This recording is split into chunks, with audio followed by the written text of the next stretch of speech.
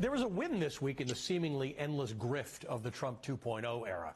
The Senate brokered a compromise deal at the start of the week to end the government shutdown, and as it happens, after the vote, we started to learn about the things in the bill that had nothing to do with reopening the government.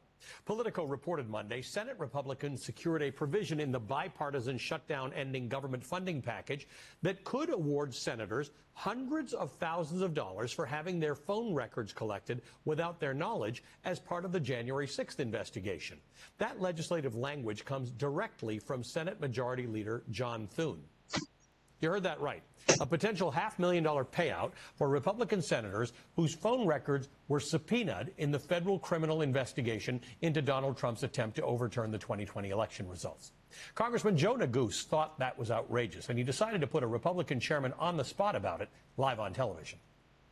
And this is the provision that essentially allows specifically 8 Republican United States senators to reap upwards of a $500,000 payday with respect to the phone record notice provision that they've added into the bill. You support that provision?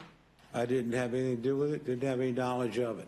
Not asking if you have knowledge of it. Do you you still vote for it. Yeah, do I support the bill? Yes. Do I support every single provision of the bill? No. You don't find. But you still voted for it. I think most American people are going to find this pretty repugnant. I was surprised to see it in the bill. But you still voted for it.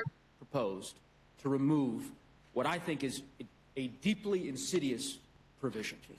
I think it is outrageous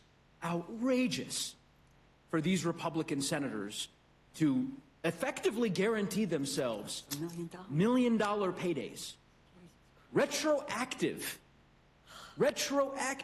provision in this bill that very clearly applies to them. The removal of all relevant immunity defenses on the part of the United States government. This is insanity to allow this provision to go forward. And I would hope that my Republican colleagues would join us in supporting the removal of this provision. At a minimum, we ought to be able to find common ground on that.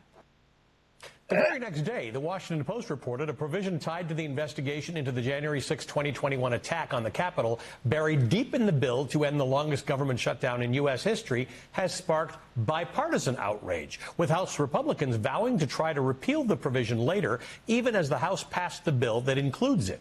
Speaker Mike Johnson told reporters after the vote that many House Republicans were angry about the provision and that he had spoken to Thune about it. The House will try to pass a bill early next week to repeal the provision. But not Mike Johnson because he's a buffoon.